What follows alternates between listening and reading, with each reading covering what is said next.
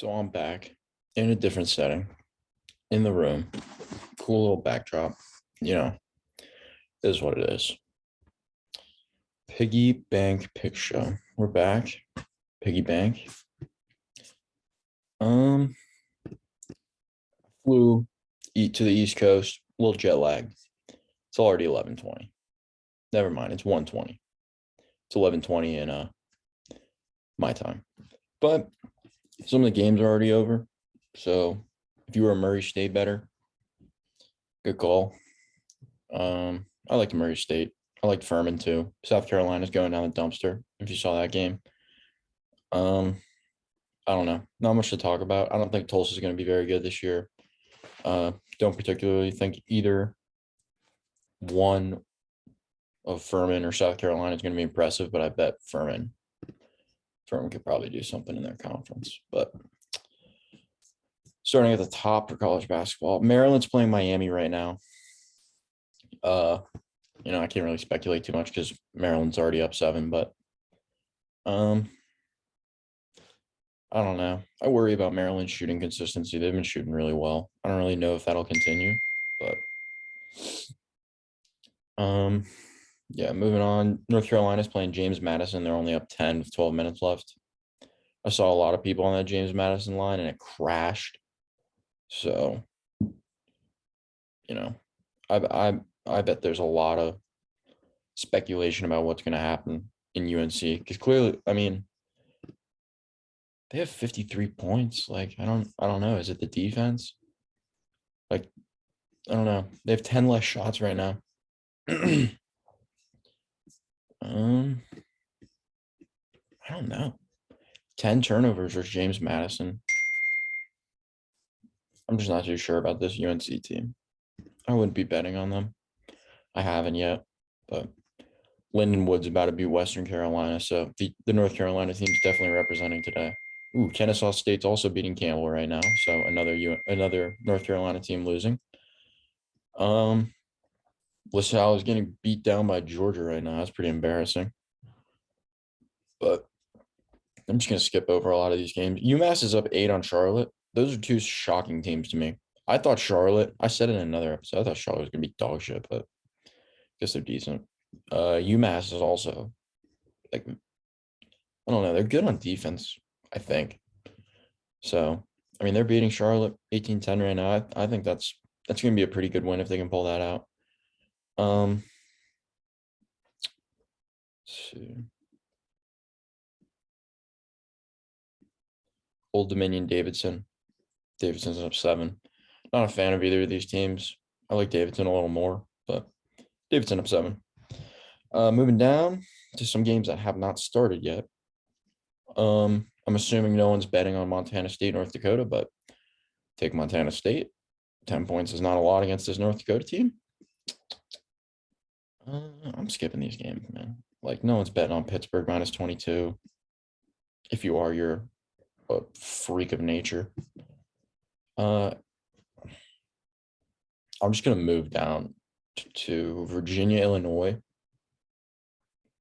I think Illinois wins. I think Illinois is the better team. I think Virginia had a shooting anomaly. Like, I don't look at Virginia and say that they're ever a great shooting team. Like, even if it's not this year. So, I don't know. They let up 79. It's not like they played elite defense. I'm just not too sure yet. I'm not sold. I think Illinois plays some lockdown defense. I also like they are so tiring to play against, I bet. Like, just as an opposing point guard to have to play against Jaden Epps off the bench. And then, Sky Clark's a handful too. So,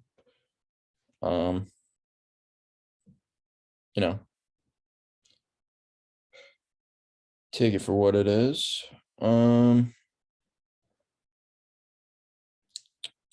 Sorry. Looking at my fantasy team. Need a win. Trying to make the playoffs.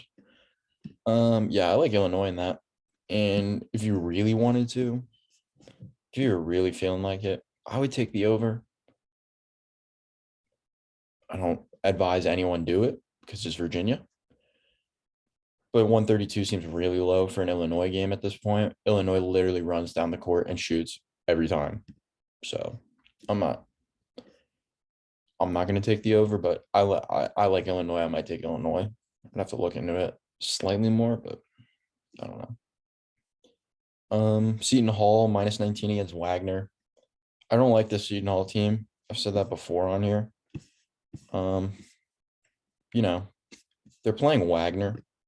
So this is a Wagner team that, they've faced competition already. They beat Temple to open the year, lost at LaSalle, and then beat their D3, beat a D3 squad, came back, beat Fairfield.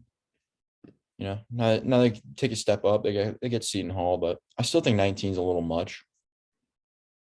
Just being realistic. I'm not high on Wagner or anything, but I mean they can slow you down enough. And I don't really find myself being impressed by Seton Hall's offense at all. So I like Wagner in that. If you really wanted to bet it. VT Charleston, hear me out.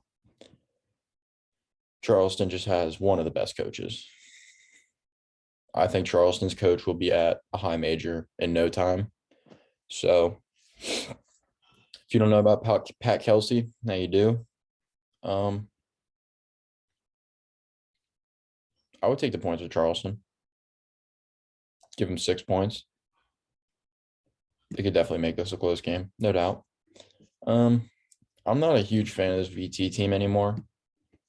I'm honestly a little worried about how they'll look in conference play. No Aluma.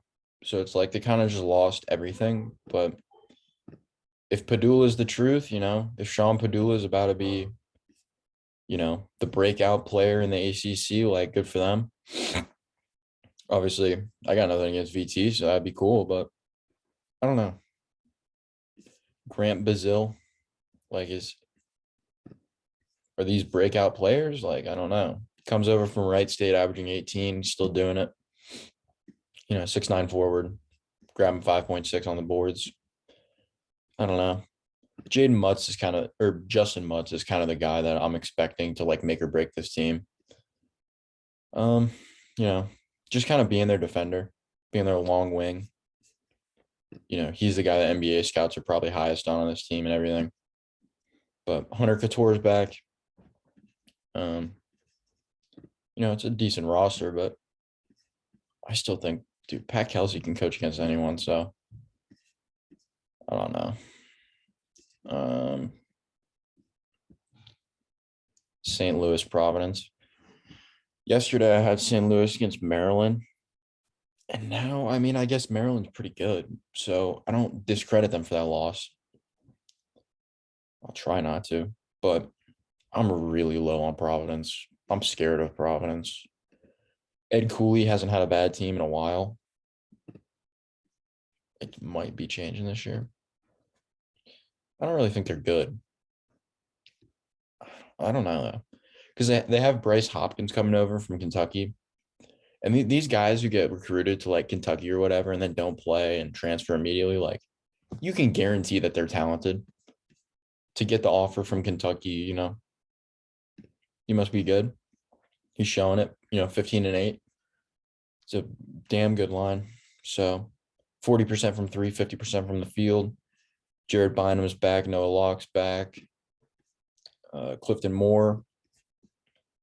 Ed Croswell. Alan Breed. I don't know. I'm low on this team. And I still think that St. Louis is just so well balanced. Between Yuri Collins and Francis Okoro just being there still. And then on top of that, Jimerson's just scoring the ball for them. I don't know. They bring in Javon Pickett, and he's been so underwhelming, but I don't expect that to continue. He looks good if you watch them play. So, he's got 10, 8, and 1 right now, shooting 64% from the field. You can tell it's coming. I think that St. Louis is still going to be probably the best mid-major, one of them. But I would be on St. Louis here. I am on St. Louis. I'm not a fan of betting on teams that have been as underwhelming as either of these teams. Kind of recency bias, but you know, you just look at Providence's games. It's definitely a reason for concern at this point. 3 games into the season, I'd say. Not to overreact, but a 1 point win over Ryder, 24-point win over Northeastern, and a 24-point win over Stonehill. So 1 point win over what we would consider like one of the better, worst teams in the country for D1. And then two 24-point wins against what I would say are like the bottom tier of all of college basketball. So take that for what you want. They come out and lose to Miami by 10. And I'm watching Miami play Maryland right now. I mean, it's a 2-man team. And it's a 2-man team. So, I mean, you put your money where you want to, but I'm not a fan of Providence. I think they're a little weak down low too, finally. They lose Nick Watson, so it was expected, but they're a little weak down there. A&M plays Loyola Chicago. I hate this A&M team, but dude, Loyola Chicago looks lost. So as the betting man I am, hate to say it, but I agree with ESPN. There's probably like a 70% chance that A&M wins this game. And if I don't really think it'll be as close as 5 points, but I'd be worried that the pace would be so slow that 5 points would win it. But this is a Loyola Chicago team that, like, not only did they allow 70 points to Boise State, they can only put up 48. So, I mean, I'm terrified of what this Loyola Chicago season is going to look like because I've loved this program. Everyone has, they're trash. They're garbage. So maybe it'll turn around, maybe it won't. Praying it does. But, without their coach, I wouldn't be too confident.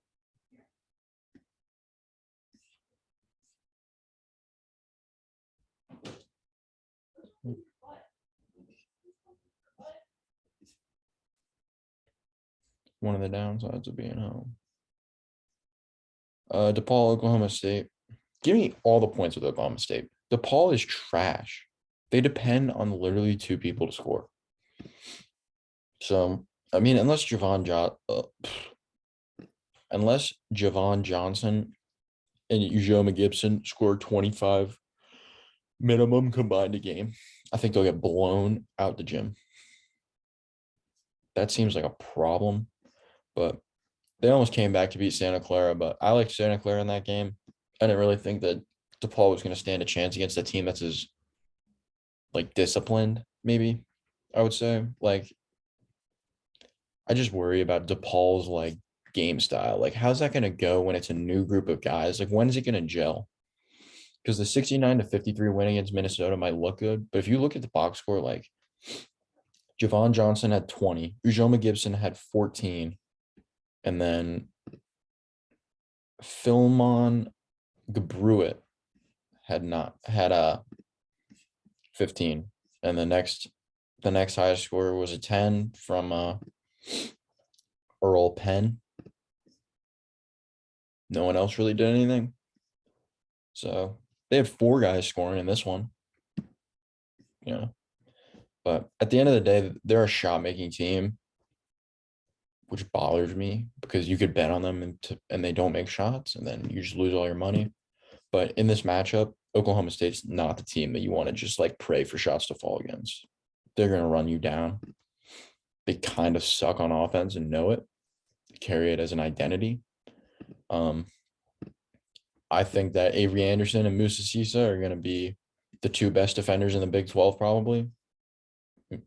Maybe a few above them, but I like Oklahoma State. I love that line for them.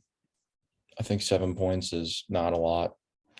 Buy it down to 6.5 if you really want to. UConn, Delaware State. Ooh, excuse me. UConn, Delaware State. UConn minus 34 is a good bet. And let me tell you why. When they rank UConn inside the top 15, that's when UConn won't be underrated anymore, in my opinion.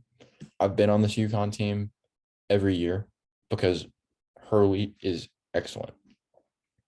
I don't know about his brother. This Hurley is excellent. I actually tweeted about it. Maybe even both the Hurley brothers are excellent now. Arizona State looks good. So I'm downright impressed by UConn. I'm so impressed. I think the recruiting class looks awesome. Looks literally perfect to fill in the roster. And then Calcaterra came over from San Diego. He looks great. Um, yeah, and they just have huge dudes down there, dude. They have they have this one kid from Connecticut that they got as a recruit. He's a freshman. Holy shit. Um, his name is Donovan Clingan. If you haven't heard about him, he's 7'1", 265 pounds, and he moves like a ballerina to me. To be 18 years old and 7'1", you usually look kind of funky. Some of those dudes end up like sitting the bench for 3 years before they ever see college basketball. Like this kid's putting in work. 76% from the field, 8 and 7 off the bench, 15 minutes, shooting 60% on free throws. Like that could get better, it could get worse. You never know. But 11 offensive rebounds and 17 defensive rebounds on the year. That's 28 rebounds. And he's played, like somewhat limited minutes because he's only coming in when Sanogo is off the court. So I'm impressed by him. And the two other guys mainly who are just like blowing this team up, in my opinion, are going to make them amazing. Obviously, I can sit here and tell you Adam Sanogo is good. I'm sure you know that. Tristan Newton, the transfer that they got from ECU, is so good at basketball. He is so smart. So if you want to watch a good player, watch this guy. He got into foul trouble against UNCW, came out, no problem. Comes back in, gets 2 and 1s, 2 assists and a rebound, picks up another foul like an idiot, and he knew he was stupid. He knew it was a terrible play. Goes and sits on the bench, comes back and closes out the game with his teammates, doesn't pick up another foul, finishes the game with 8, 3, and 4. But, I mean, if you watch that Buffalo game, he had a triple-double, 22, 10, and 11. He's excellent. He's going to be excellent all year. He's a 6'5" point guard. He is incredible. And then my last guy for this team is Alex Caravan. This guy is electric to be a freshman. This is truly going to be the most slept on freshman all year, if it's not Clingan. Like, these guys are crazy good. Like, we're talking about having a 6'8" freshman on UConn who can shoot threes. That's downright scary. 2 for 7, 1 for 3, 1 for 4, 3 for 6 on threes. He's averaging 11 points, 4 rebounds. He's a 6'8" freshman. I just think, like, I don't know, man. The sky's the limit for this team. If you disagree, I might get it because it's UConn and like they tend not to finish it out, especially after last year. But holy shit. I like them to be a top 10 team. Like, if they can get it gelling like a top 10 team, they'll be a top 10 team. VCU Memphis.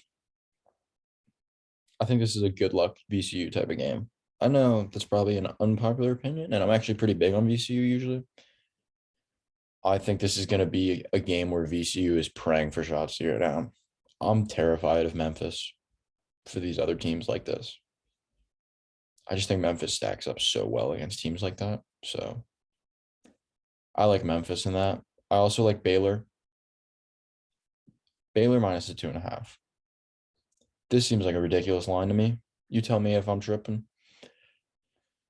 I'm sleeping on UCLA, man. Like, I'm slumped. I'm fully sleeping. I'm not a fan of Adam Bona, the Bona man. Whatever you want to call him. He just looks clunky. I was saying how those tall freshmen sometimes like don't play for a while because they're not like able to move the right way yet. And he seems like that type where it's like he looks good going up and down the court. Like, he has energy, like he runs, like he looks good. It's just like you can't give him the ball. So I'm a little worried. And on top of that, like they don't they're not good at shooting. Like I know that they had that fluke game and they're shooting 42% from the free throw from the three. That's not going to continue. So I think the perimeter defense that they're playing now, it's going to be a little different. I think it might be a little more. I don't know. I think that Baylor has an opportunity to really like just lift their feet off the gas and like kind of take over this game in a way. I'm just not. I'm not excited for UCLA anymore. I'm honestly sick of Tiger Campbell. I'm sure we all are, but I don't know. I like Baylor. I think LJ Cryer and Adam Flagler are going to be, you know, that duo, like to another level. I think that, they're going to be slept on because they lost to the 16th ranked team.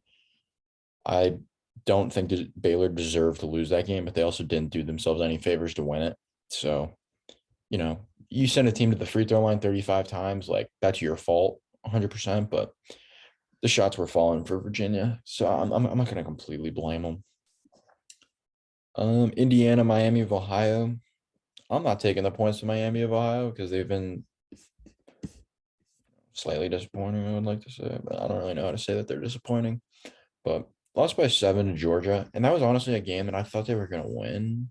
I thought that's maybe why they scheduled it because they thought they could win. But then they went and got blown to fucking smithereens by Marshall. So I just think this team thought they were a little better than they're going to be. And I know they didn't probably think they're going to be too good. So that's a little concerning. But I also could say the same for Indiana. I don't think Indiana's I don't think they deserved to win that game against Xavier. I think Xavier kind of played their way out of that one. So I'm not too high on Indiana. I was coming into the year. I don't know. They kind of turned it off for me. Drake, Wyoming. I'm still not betting on Wyoming until Graham Ike is back. So I don't care about this game personally. But Colorado State, Penn State. If you have Penn State laying 5 already, I'm concerned.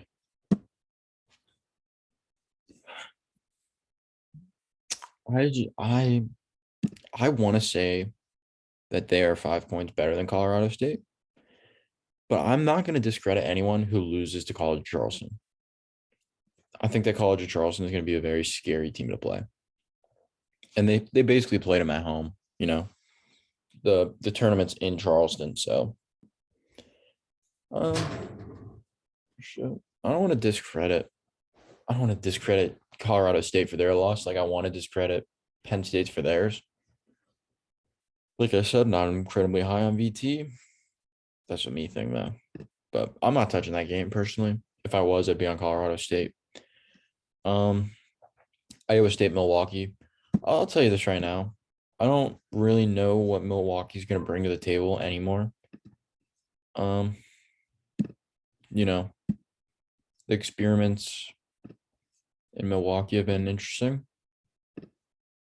Um, you know, is Baldwin still the coach there? I don't know, but his son's in the league. They don't have him. They don't have DeAndre Golston, who's now on the Missouri Tigers. So I'm a little concerned that Milwaukee sucks, like straight up, like not even just for their like conference. Like I think they suck. You don't have to take my word for it, but still.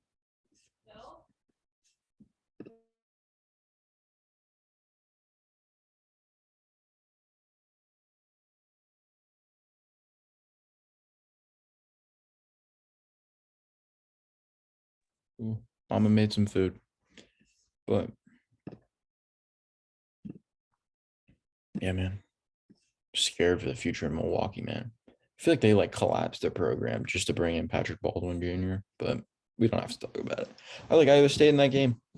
Don't think Iowa State's been anything special, but um, I do like have a little crush on Iowa State, bring in Jaron Holmes. He was one of the St. Bonnie's Exodus uh, path followers. So he was in that. And they bring back my guy Kuntz. This Kuntz kid, I still can't say his first name. He was there last year. This kid is weird and has a funky game, but if you watch him, you'll probably love him as much as I do. And then they also brought in Osuni from St. Bonaventure. So great center. Just a phenomenal college center. Grant Calshore's back. They don't really have anyone below that, but these guys are playing minutes, so I'm not uncomfortable with them letting a big number.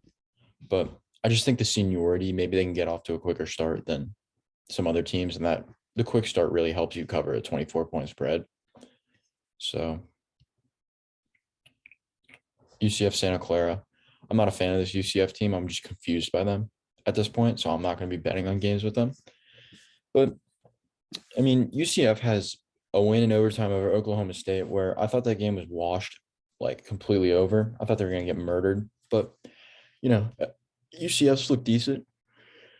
Beat the shit out of Florida State in Western Illinois, and then came back against Oklahoma State to get the win. But that opening day loss against UNC Asheville, I don't know what to make of that. I'm a fan of that Santa Clara team. Like I said, I like Santa Clara in that DePaul matchup. I just think they're the better team. They almost got came. They almost gave up the lead, but kept it safe. Lost against Utah State. I think a lot of people will lose to Utah State in weird games, especially when you have to fly to Utah. A creepy ass place. Where's Utah State? Oh, I forgot what city it's in. No. Where's Utah State? Oh, why am I forgetting?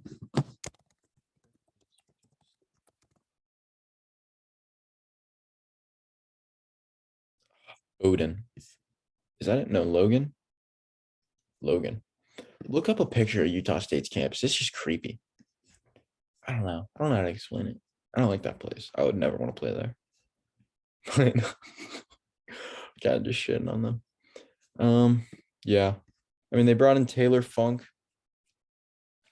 fucking seventh year senior or whatever. 1, 2, 3, 4, 5, 6 year, 6 year senior. He was one of the dudes at St. Joe's just hooping because he felt like it, I guess. But yeah, the Bean Man is gone. So Utah State's a little more disappointing. I'm a little confused by that blowout, but at the end of the day, I think Santa Clara is the better team. I want to say, but I think UCF will get this one done. Just being early in the season, I don't really think that Santa Clara has seen a defense yet. So, I mean, I'd be interested how UCF handles this game, but UCF's defense is dominant, great defense. So we'll see how it goes. Colorado, Boise State, Colorado -2. I feel like that's no contest. I'm not betting on Boise State.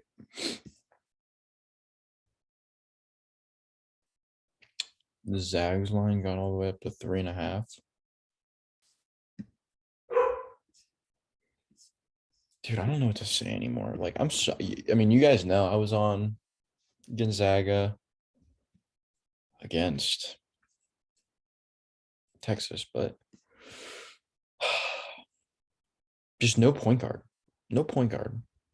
They have 2 5-star guys playing point guard. Neither one of them are good. So if you want to blame that on Mark Few, maybe it's time. But they're going to need either Nolan Hickman or Hunter Salas to play ball. I don't know. Malachi Smith can't do everything. He literally just got here. But yeah, I like Gonzaga -4. I don't believe in this Kentucky roster. But I mean, you let me know. You tell me. I don't think Kentucky has the right lineup. I think they have a great roster, but not the right lineups. It's just kind of messing them up. Continuity is not there. But Michigan, Ohio. Michigan's laying 14.5. And I'm going to tell you right now, Ohio's not good, but they're not a team that needs to be, treated like a a downright scrub. So I would take the 15 with Ohio, despite the weird losses against Trey Mercy, a 1-pointer to Belmont, and then, they beat Cleveland State. But I don't like this Michigan team. I don't know how you could. I don't really know how you could. The Pitt game was frustrating. I was on Pitt. I told a lot of people to take Pitt. I took Pitt for a lot of money. But Michigan's just so inconsistent. And on top of that, I just don't think that they'll blow out many teams this year. They're kind of boring on offense, and when they don't hit shots, they're like insanely bad. So I don't know yet. I'm gonna skip some of these shitters because there's better sports on than Missouri, Mississippi Valley State. But if you're into that kind of stuff, you do you. Tarleton +5 against Boston College is probably a bet that I'll be taking. I'm really low on Boston College.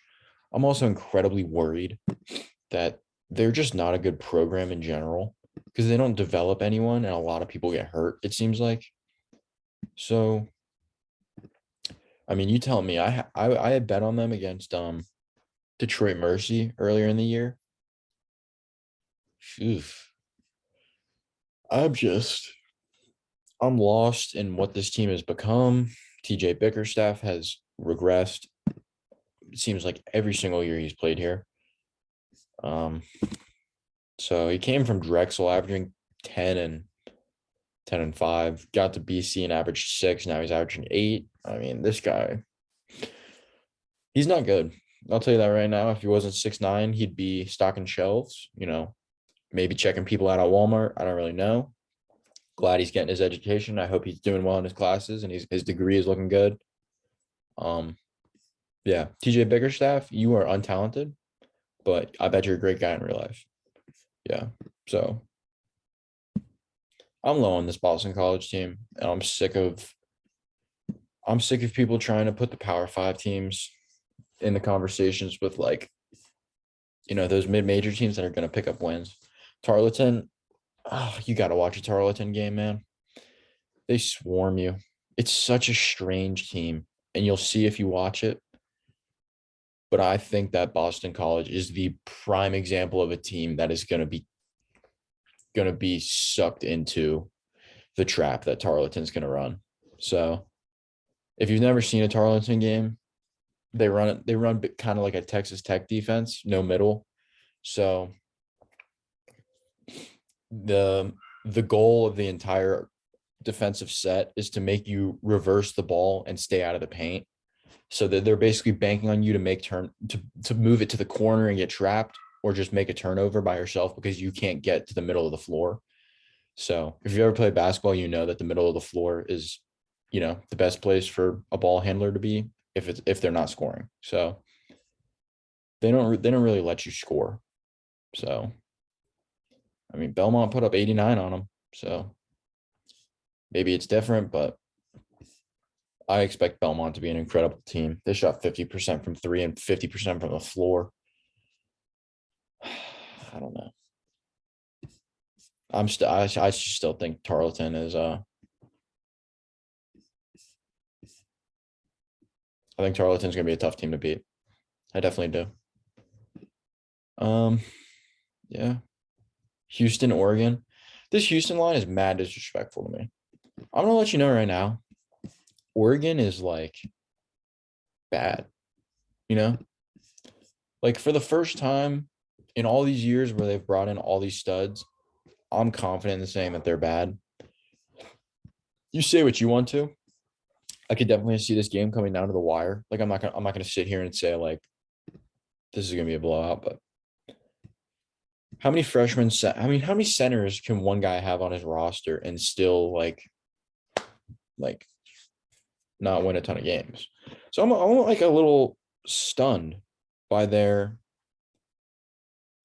progression over the past couple of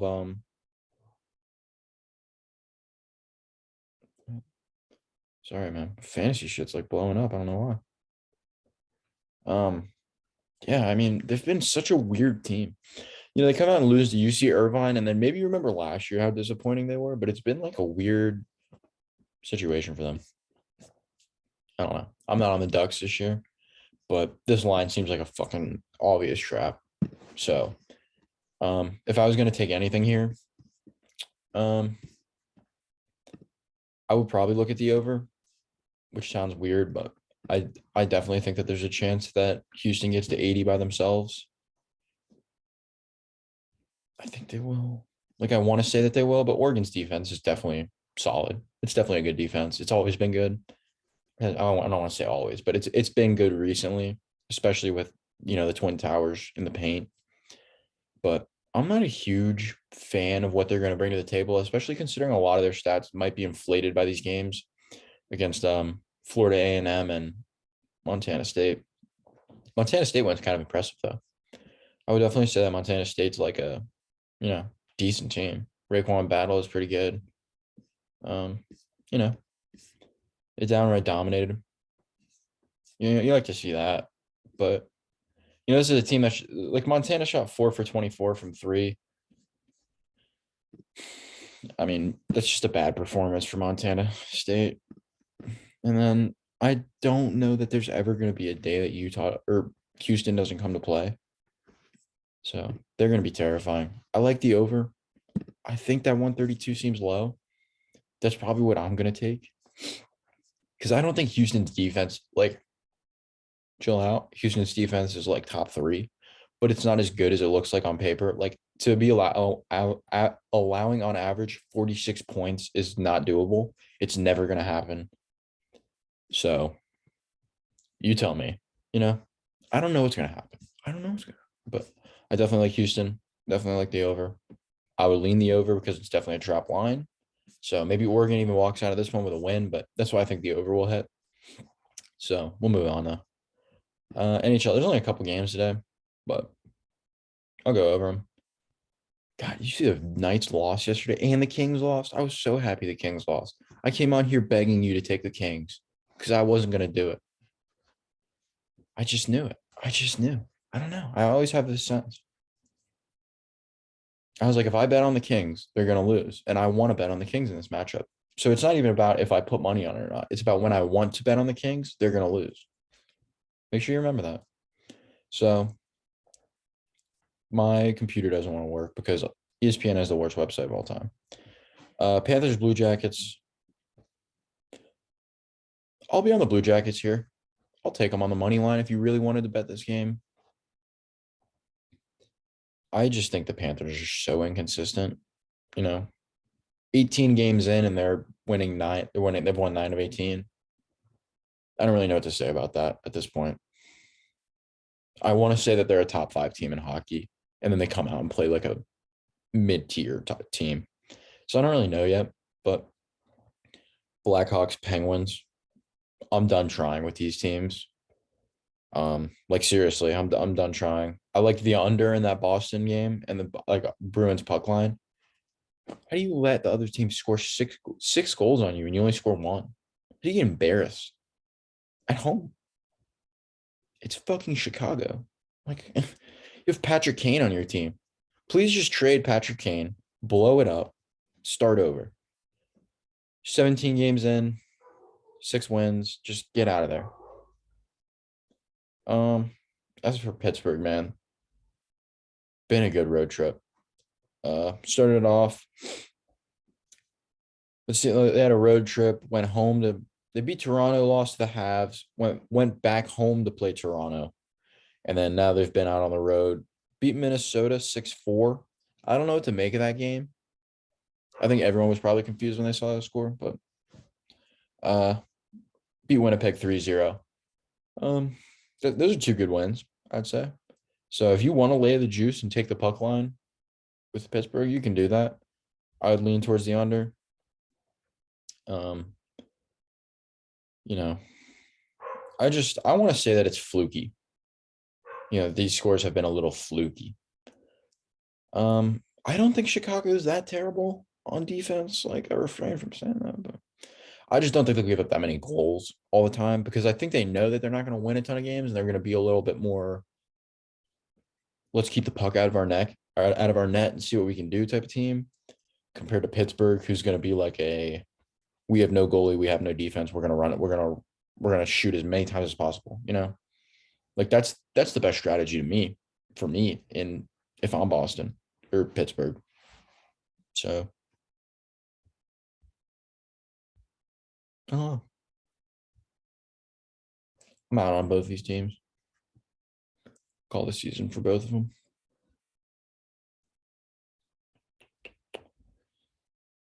And finally, the NFL. I'll go over the NFL, but it's like it's already started. So like, I don't really know what the point is, you know. But let's see. So Panthers are scoreless with the Ravens. Bears 10-7 against the Falcons. Browns Bills.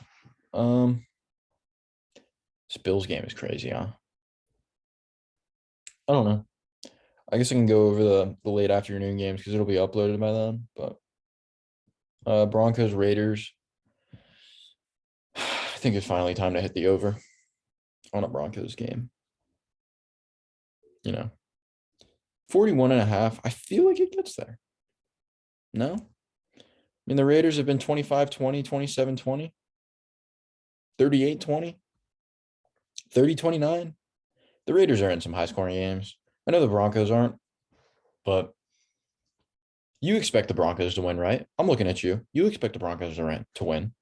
So I feel like it's going to go over. Cowboys, Vikings. Dallas -2 seems way too indicating of who's going to win this game. The Giants fan in me is crying saying this, but like, this is a very, very favorable matchup for Dallas. I'm worried about Perk Thuggins, if you will. But old Kirkio, I know he's been lit and everything. You guys like seeing him on the plane and shit. I'm not impressed. Like, are you impressed by what he's doing? Because I don't know. I don't really know. Even in that game against Buffalo, man, like, you say what you want, but I don't want if my quarterback's throwing it 50 times, he better have 350 yards, yes. But he better not have two picks. Two picks. Like, dude, I don't even think Buffalo has a single healthy defensive back on their entire roster. I like take that prop. Kirk Cousins is throwing a pick to Trayvon Diggs today. I wish I could find the odds on that exact play. Kirk Cousins picked off by Trayvon Diggs. That's what I want. Bengals Steelers. Steelers are winning this game. Don't get it twisted. The Bengals aren't going to the playoffs. I don't know if you've heard about this, but they're not. So with TJ Watt, I don't like Joe Burrow's chances to stand back there for 5 seconds. And you can say what you want about Joe Mixon's 55-point fantasy game. He's mid. For real life, he's mid. I fear the Steelers team rest of the season, if we're being honest. These games are going to be boring, slow, and TJ Watt is going to win them. You say what you want. I'm in on the TJ Watt thing. I think he's the best. He's just the best, and he makes that much of a difference. It's like taking Aaron Donald off the Rams. You don't even have to double team him. You can run the ball finally. You can drop back. You can run I formation, stretch it out right. Like with TJ Watt over there, you literally can't go to the right side of the field. Like you can't go to the left side either because now he plays both fucking sides. So I don't know. I'm not a fan of the Bengals to begin with, but I don't know. I like the Steelers in that. I think the line's pretty indicating that Vegas likes the Steelers, but Chiefs Chargers. Is this going to be the shootout finally? I feel like we've been waiting for a good NFL game. Is anyone else with me? Let me know. Let me know in the comments if you're watching this. If you're like one of the 2 people that comes across this video and you watch this moment right here, which I probably know and will, what was the best NFL game that happened this year? Because I don't know if there was one. I feel like the NFL has been so shitty this year. But I'd like to think that this is finally going to be the game that goes over. I'd love to think that. Apparently, Keenan and Mike Williams are playing. I highly doubt that. I bet one of them does not. I don't know which one. I'm just going to guess. Could be wrong. Praying I'm wrong. Prayers up for both of them. Hope they're good. But yeah, I don't know. The the issue to me with betting the over in this game is that I don't think either team is stupid enough to think that the other quarterback isn't going to be able to score. So I just wonder, like, will these teams like kind of sit back and I know Mahomes knows everything, and I know Herbert knows everything. So I mean, at the end of the day, like the Chiefs are going to win because Brandon Staley's a dog shit coach and Andy Reid's the best, one of the best to ever do it. So whether you want them to win by, I mean, 5.5 kind of, I think the NFL has a little script to it, maybe. So when you put it in perspective, why would the Chiefs only be favored by 5.5? Realistically, because at this point in the season, I think it's fair to assume that the Jacksonville Jaguars and the Los Angeles Chargers are probably like even in matchup. Like no disrespect to the Chargers, I just think the Jaguars are good. I think the Jaguars like have the ability if you don't stop them to be very good. So same with Tennessee. I think Tennessee's a more worthy matchup than Los Angeles. Same with San Fran. Same with Buffalo. So in their last 4 games, I think they've beaten 4 teams or played 4 teams that I would consider without Mike Williams and Keenan Allen, maybe, because I don't know if they're playing better than what the Chargers have been. The Chargers lost that game to San Francisco. That was a game they should have won. When you play San Francisco and Jimmy G is a shitter, that's when you win. You have to. So I don't know. Jimmy G was 19 for 28, 240 yards, no touchdowns, no picks. They ran the ball 41 times, 157 yards, and 2 touchdowns. That is literally a college stat. So I don't think Kansas City's going to be running the ball, but that clearly shows me that they can't tackle very well in the box. So, like, if you have Kadarius Toney in fantasy, I would be playing him. Juju is out. I think you're going to run a lot of extended, like, screenplay kind of things to try and get the middle linebackers out of the way, make the cornerbacks tackle on Los Angeles. So I would be on the over. I don't trust this line. I see lines as being much more important in the NFL than any other sport, but that's just me. But I guess I'll go over Monday's game too. 49ers Cardinals. The Cardinals +8 is definitely a steal, Um going to play in Mexico City. So it's like a little funky game, I guess, right? Technically. Well, out of country. Um, my problem with either of these teams, I just think that they're so boring. Like I think Kyler Murray is the only electric thing in Arizona at all. DeAndre Hopkins is the best, no doubt. I love the guy. Not really. He's kind of a scumbag, but we won't talk about it. He's boring. Their offense is boring right now. Because like no offense to him. He's dominant. He's like Devontae Adams. He's open every time. I was wrong about him. I literally thought that he was gonna be washed. I didn't want him in fantasy or anything, but he looks damn good. But it's just like when you know where the ball is going, or it's just gonna be James Conner running the ball for 4 yards. Like I love the offense that Cliff wants to have, but it's very obvious to me that he doesn't have that offense. So him continuously running this like high powered college like West Coast offense is not going to work because this is not Oklahoma. You're not playing Big 12 shitters on defense. Like I want him to be realistic with football for one fucking day. I want him fired, to be honest, or at least give up play calling. Um, but yeah, I don't think Jimmy G is going to score enough points either to cover the 8. So I would be on the Cardinals. I would like, a James Conner slither into the end zone, make it like a 27-21 game end of the day, maybe even less than that, 21-17. I don't think this one will be fun. I'm still worried about the 49ers offense. Like, what is the outlook for that offense at this point? Are you going to run the ball only? Are you going to run the ball more than you're going to pass? Are you going to pass the ball ever? Are you going to get Debo involved? Is Christian McCaffrey ever going to do anything more than like 3 yards a carry? So Shanahan's definitely like in a lab right now. And I would say that